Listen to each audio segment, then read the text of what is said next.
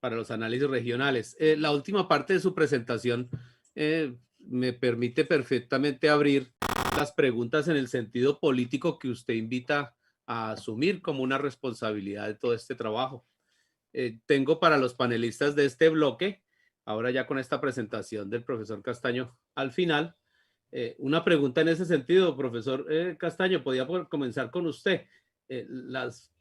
Yo pregunto, ¿las políticas de manejo de ecosistemas acuáticos son más importantes que las iniciativas privadas para poder sensibilizar a la comunidad? ¿Cómo lo ve usted?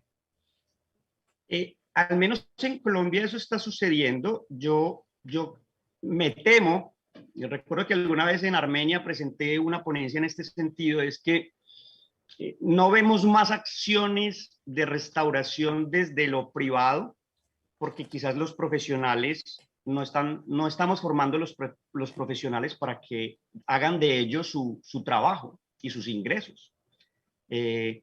Creo que esto no debería ser solo un asunto de la institucionalidad pública. Sin embargo, desde la planeación, que sí es territorial, que sí le corresponde a lo público, estos temas de restauración de corrientes específicamente, pero también de bosques, deberían tener un lugar en los procesos de planificación y en las metas de planificación.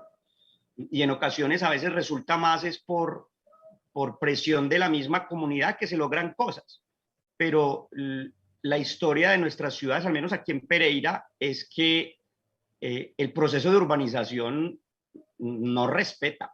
Y tenemos unos casos, el municipio de Dos Quebradas es un caso tremendo, y cada que tenemos un aguacero en este invierno, algunas de las muchas quebradas que tiene Dos Quebradas se está desbordando. Y yo me reunía la semana pasada con la gente de la oficina de desastres y yo les decía, y no esperen que eso vaya a disminuir, porque con ese proceso de impermeabilización que está teniendo ese municipio, pues tormentas más chiquitas les van a generar la misma creciente. Y entonces creo que hay un proceso de,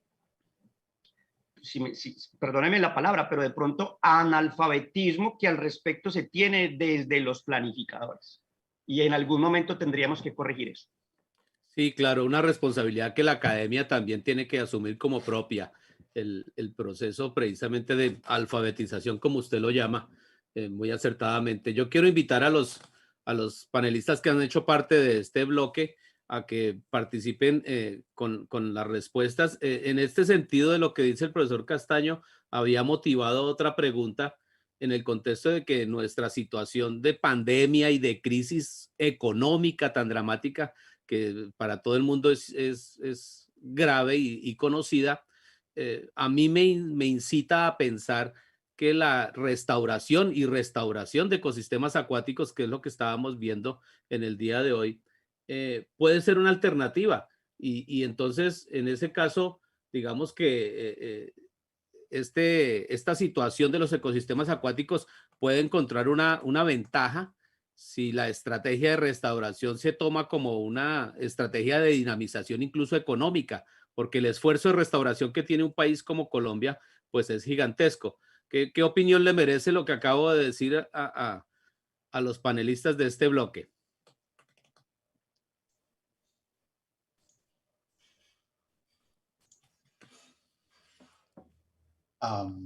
Si me permite Claro, profesor Ramírez, por favor. Profesor Castaño, a otros panelistas, excelente presentación por cada uno de ustedes.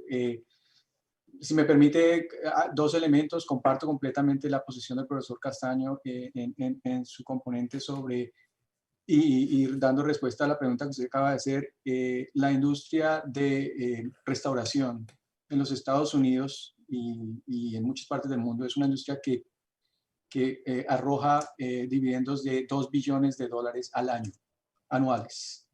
Y no es simplemente hacer restauración como un negocio, sino con elementos asociados para en algún momento también relacionar ese componente de la pregunta número 2, lo siento si la tengo perdida, donde involucra el trabajo de la industria privada y el trabajo del ente estatal. Es un trabajo que adelantan industrias privadas, compañías de ingenieros, firmas especializadas en restauración, en la cual solamente ingenieros titulados e ingenieros que ya han tenido su tarjeta profesional y la mantienen al día y la mantienen en completo orden, pueden ejercer y pueden trabajar con su componente de diseño, con su componente de firma, pero a la vez están regulados por entidades estatales, como el Cuerpo de Ingenieros. Para hacer una restauración, tiene que haber una autorización por parte del Cuerpo de Ingenieros. Y como los elementos que en algún momento mostrábamos en la presentación nuestra eran las etapas preliminares que se llenan para entregarle al Cuerpo de Ingenieros para que el Cuerpo de Ingenieros dé la aprobación para hacer el proceso de restauración.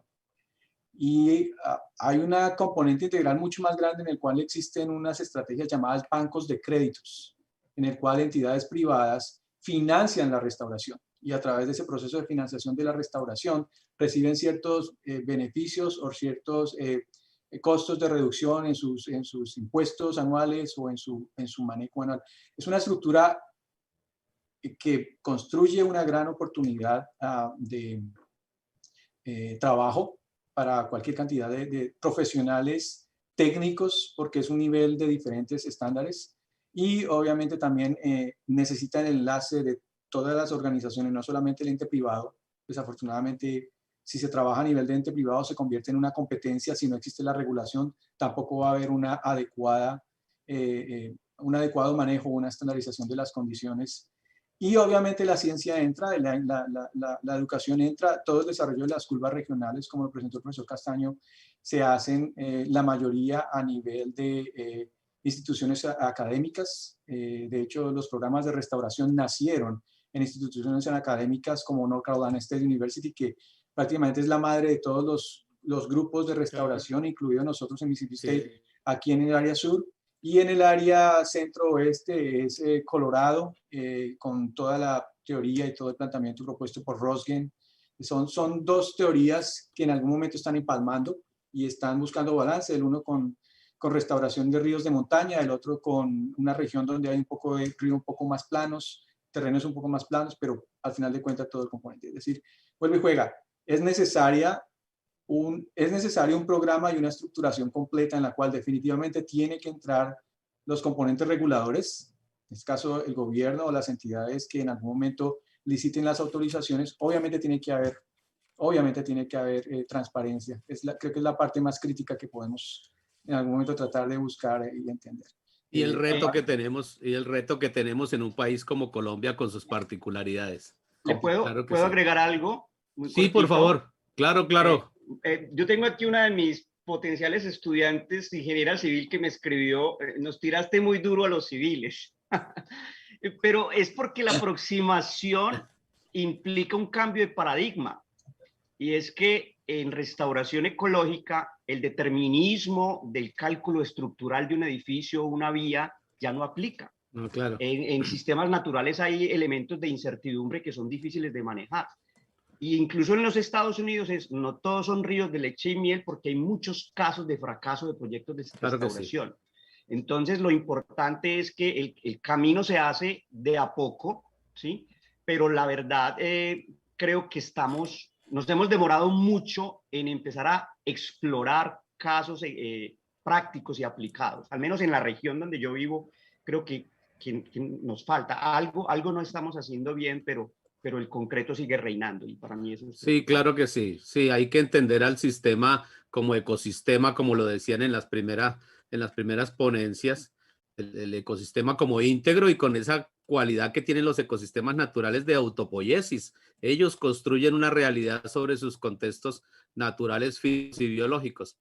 Yo quiero invitar de pronto, si todavía tenemos a Sergio y a Diego también por aquí dentro del grupo para que participaran en las respuestas. Hacía una pregunta también al comienzo de cómo conciliar las estrategias de manejo local, muy locales dentro de ecosistemas que ocupan grandes extensiones dentro de un paisaje, cómo conciliar esos esfuerzos locales puntuales con esas visiones de dinámica de paisaje grande, de ecosistema funcional, que termina siendo complejo y difícil de abordar en un solo esfuerzo. Entonces, ¿cómo conciliar los trabajos puntuales con los trabajos globales? Hola, ¿puedo contestar? Sí, Sergio. Claro que sí, Sergio, por favor.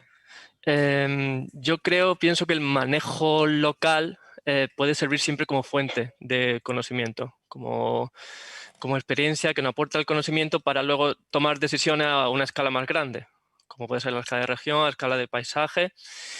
Y de tal manera que la cuestión, pienso que es clave, es si conseguir esa información primero y luego gestionar a una escala más grande en función a lo que hemos aprendido, o directamente aplicar una gestión más adaptativa, por así decirlo, una gestión más estructurada que nos permita tomar decisiones y así evitar cualquier tipo de incertidumbre imprevista en base a los conocimientos generados.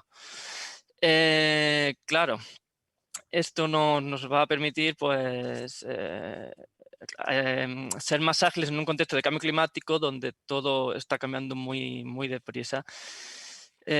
Por lo tanto, yo creo que ahí está el enlace, ¿no?, fundamental entre esas dos escalas. El manejo local nos aporta el conocimiento para saber gestionar cualquier ecosistema, o sea, un humedal o cualquier otro ecosistema.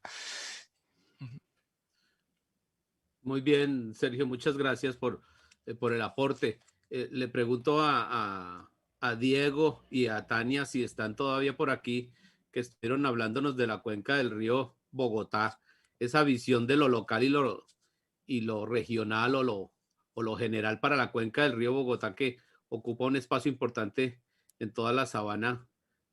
¿Qué opinión les merece? Tania, si quieres empezar tú. Tania, por favor, o Diego, claro que sí, ustedes dos.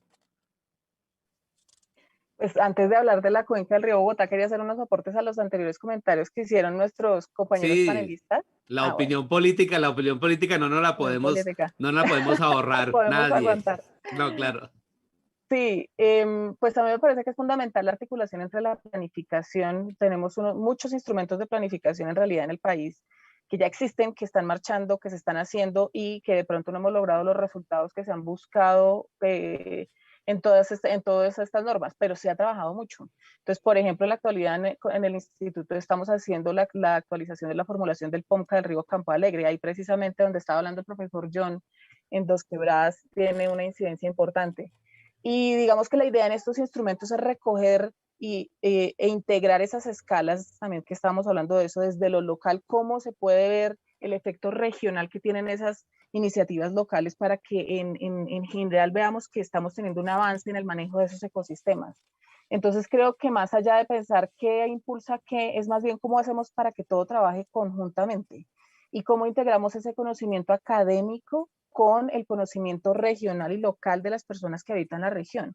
Eso es un tema fundamental que creo que también requiere mucha investigación, pero que nos hace falta en los instrumentos de planificación. Cómo cambiar de escalas, cómo bajar escalas, cómo entender desde la cuenca lo que pasa localmente y al revés, cómo ese efecto local nos da información para toda la cuenca. Creo que sí, es algo en lo que estamos trabajando y en lo que esperamos poder aportar en esa formulación que les cuento que estamos haciendo. Entonces era por ahora eso. Y para dejarles paso a Diego, que hable del Gracias, río Tania. Bogotá. Gracias, Tania, muy amable. Diego. Muchísimas gracias. Muchísimas gracias. No, yo quería hablar, bueno, primero para responder la pregunta de lo local, pues que hay muchas herramientas ya hoy en día que se pueden utilizar. Por ejemplo, la evaluación de servicios ecosistémicos que se abre a tantos temas distintos en cuanto a lo social, en lo ambiental, pues, y que permiten, digamos, optimizar esa generación que provee la naturaleza de servicios ecosistémicos dentro del territorio. Entonces, si utilizamos y optimizamos esa localización de servicios ecosistémicos, donde están los territorios que producen mayor regulación hídrica, donde pues, se puede, digamos, disminuir esa exportación de sedimentos debido a la degradación del territorio. Y también los servicios ecosistémicos de regulación de calidad de agua. Ahí es donde podemos enfocar los esfuerzos locales y optimizar el mejoramiento y la restauración de nuestras cuencas. Y por el otro lado, el tema político, también quería añadir que pues que nosotros pues como estudiosos de estos temas, me parece que también tenemos una responsabilidad pues en nuestras regiones de alzar la voz ante cosas que no se están haciendo de una manera adecuada. y hablo específicamente de temas como las adecuaciones hidráulicas que se están haciendo en estos momentos en la cuenca alta del río Bogotá por parte de la autoridad ambiental y que no obedecen, digamos, a ninguna de las visiones que se comparten y se han compartido durante este encuentro, ¿no? Entonces me parece que es muy importante alzar la voz y hacernos sentir en cuanto a esos trabajos que se están haciendo y van en contra pues, de todo lo que hemos hablado acá. Muchas gracias, Diego.